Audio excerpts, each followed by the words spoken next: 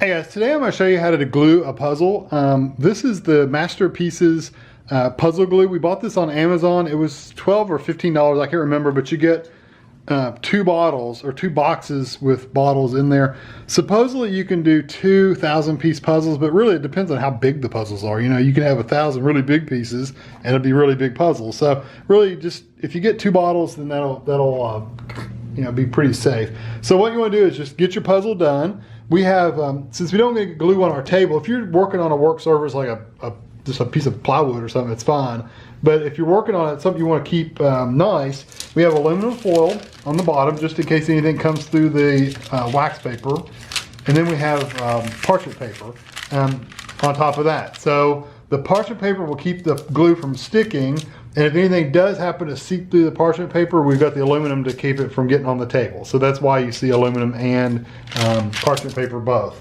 So it's really straightforward. You get, with each bottle or each box of glue, you get a bottle of the glue and you get this little like squeegee applicator.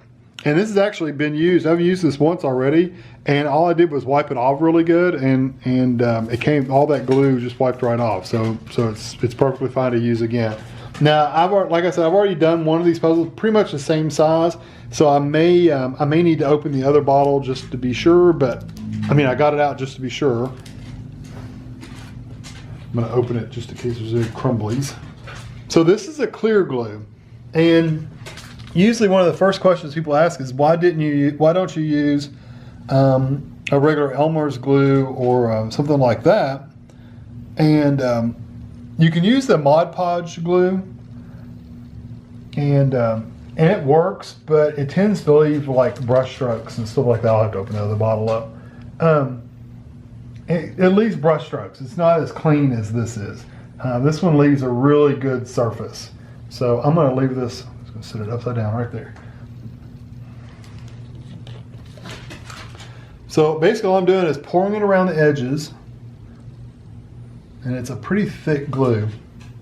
And the good thing is, if you got extra, it's okay, because you're going to put it, we're going to squeegee it right back into the bottle if we have extra. So it's not that big a deal.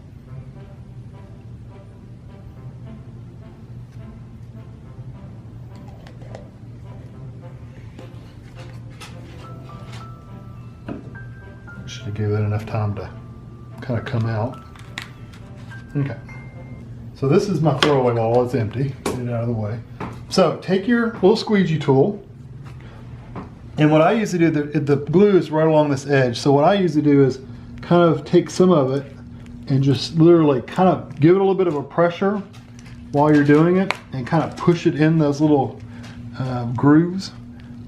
And you don't want to push it too far over the actual edge of the puzzle, because it's just more you have to scrape off later. And then once you kind of feel like you're dry, then grab a little bit more and pull into it.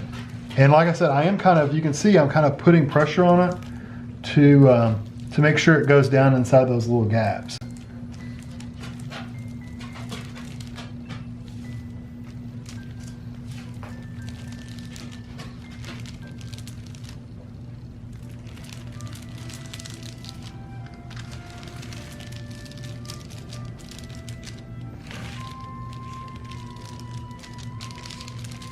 And you want to get your edges really good first.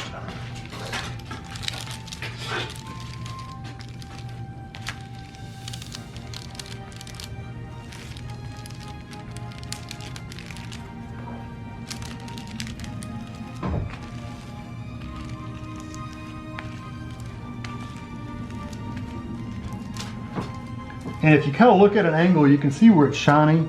Like I missed a spot right there. So I'll just go back and make sure it's shiny all around the edges. And you can kind of also feel.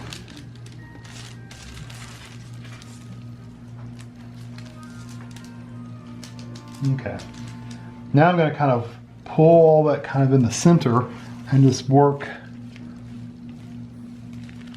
my way across. So you may have to put a finger on the side of your puzzle, just keep it from sliding. But see that? Can you hear that? I'm dry right there. So I'm going to pull some of that glue over here.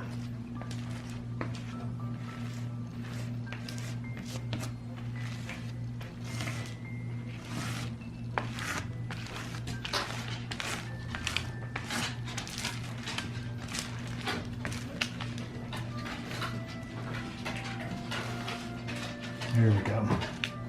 I knew I had a bunch somewhere. It was all in that corner.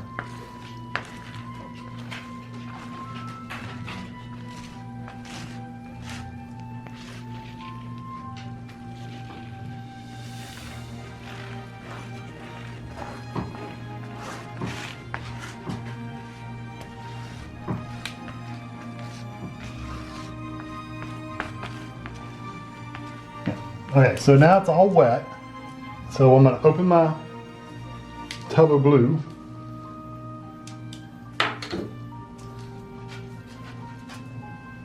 And I'm going to start on the edge and kind of work my way across, scraping any excess off. And there's quite a bit there. And I'm just going to rake that back in the jar. You don't want to waste it. I'm going to do the same thing again.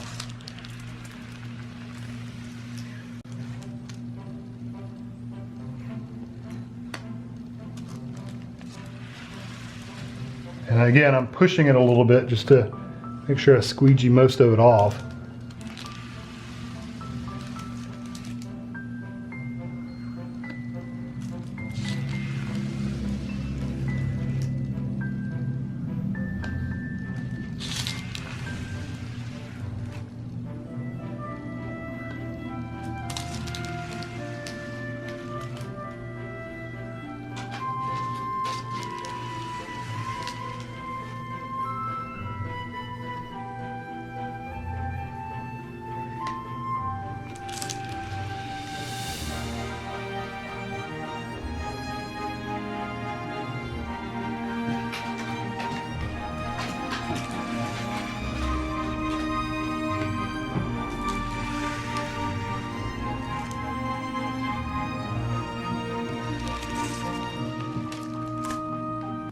And what the deal is, you don't want to leave like really thick spots and thin spots and uneven spots.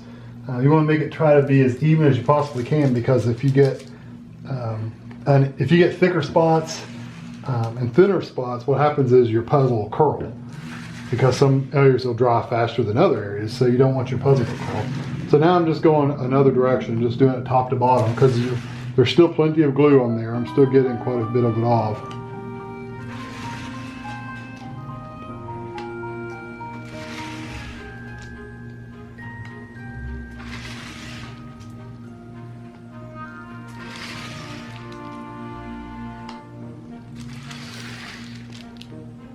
Almost done. Okay, so the puzzle itself looks pretty good. Now what you want to do is take the edge of this and just go around the edges and just scrape off as much as you can, because you don't want a lot hanging over. Now I left a bunch on the bottom, but pretty much the sides, I pretty much got it all. See, you got a bunch of junk there. And if you do have extra on the side, it's okay. It's not the end of the world. What'll happen is it'll just stick to your parchment paper a little bit worse than it would have.